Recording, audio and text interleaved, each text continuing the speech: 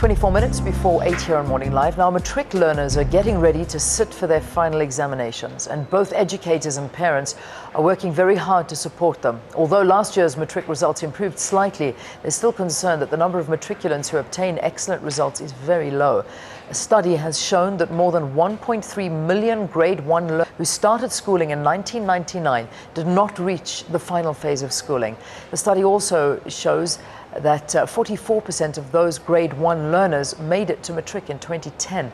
But independent education consultant Dr. Muavia Gallie believes that dysfunctional and underperforming schools can be turned around.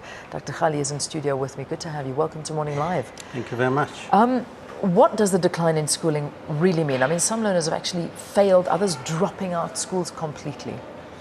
Well, we have a serious attrition rate. At the moment, only about 42% of our learners who started in 1999 reach grade 10. Yeah. And even from the 10-day stats in the beginning of the year, 2% actually also dropped. So only 42% of our learners wrote the matric exam. Yeah. So when we look at the matric results, it's only the result is only of 42%, and my real concern is what's happening to the 58%, and we know what's happening to them. Those are individuals who come and visit us 11 o'clock at night, take away our dignity, which we never gave to them. Yeah. And so we need to do something about it. All right, what can we do? I mean, I led into the interview saying that you believe that there is something that can be done, and that we can, that dysfunctional, underperforming schools can be turned around. How do we do this? Absolutely. We don't even need to do rocket science things. It's basic things we need to do at school. If all the role players in the education system is just doing what they are supposed to do, we can do double the kind of success that we are reaching now. And those are basic things like making sure that everyone is at school during the 198 days, making sure that our learners are attending the school, getting teaching and learning every day.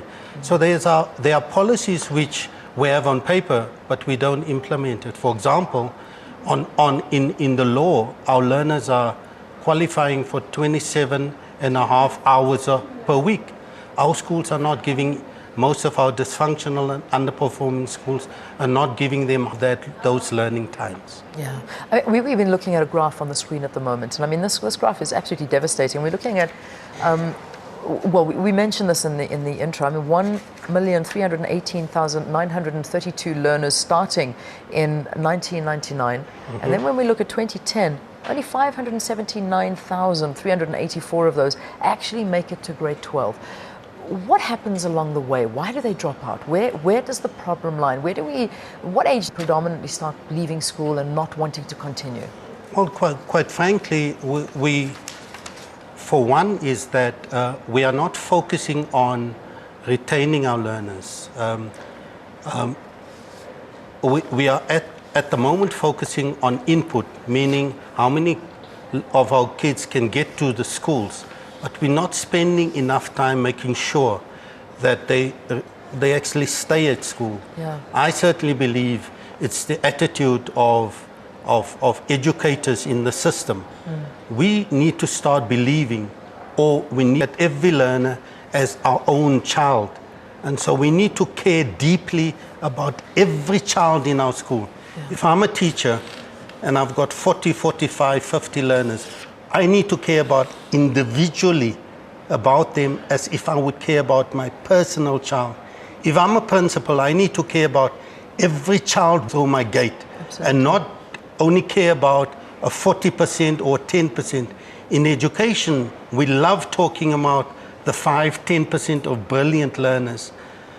In other industries, they don't do that. Yeah. Someone would not plant 40 seeds and be excited about only 5 coming up. Yeah. You would be concerned about all 40.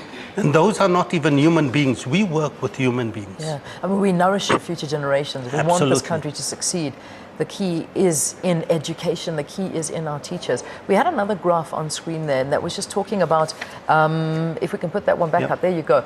Just explain this to us, the different types of schools within South Africa. Well, at the moment, only 20% of our schools, and we've got 25,500 schools. only 20% of our schools are actually doing well and giving our learners, the education system is promising them. 80% of our schools are not doing well. Just about 9 months ago, I added the left graph, which I called anti-functional or chaotic schools. These are schools who don't even want to solve the chaos because there are people benefiting from that chaos. And we're talking about over 2,500 schools. And so those are schools where learners walk into the school and they would have been better off not going to the school, just being at home. Yeah. Because they learn all the kind of negative things in those schools. Yeah. And those are based on my studies and corroborated by some of colleagues in South Africa, is that of the 198 days, those schools are only offering teaching and learning between 65 and 70 days out of 198 days. Yeah. And that's difficult. That's very difficult.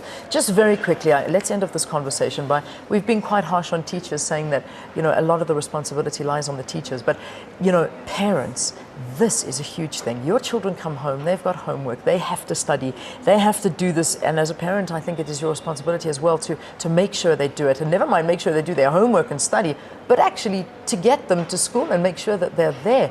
What's the role of the parent in all of this, in your opinion? Well, I think the bigger portion of responsibility teacher. That's why we became you teachers. Still believe the teacher more than the parent? Absolutely. Okay. That's our job. We're getting paid for it. Yeah. There's no other industry where someone will pass part of their work on to someone else. Yeah. The savior of our education system is squarely in the hands of our teachers. And we can do that. We have the best qualified teachers on the continent. And so we over 2 to 5 years, we can turn this around. Yeah, well, I have to echo your sentiment that your word gets out there and a lot is being done. Dr. Muavia Gallie is an independent education consultant talking to us the importance of education and the importance of the teacher. The teacher has the responsibility to turn this all around. Thank you so much for joining us. Keep up this great work that you're doing. You're welcome. Thank you. Let's get you a traffic update now. Rob Byrne, over to you. Yeah.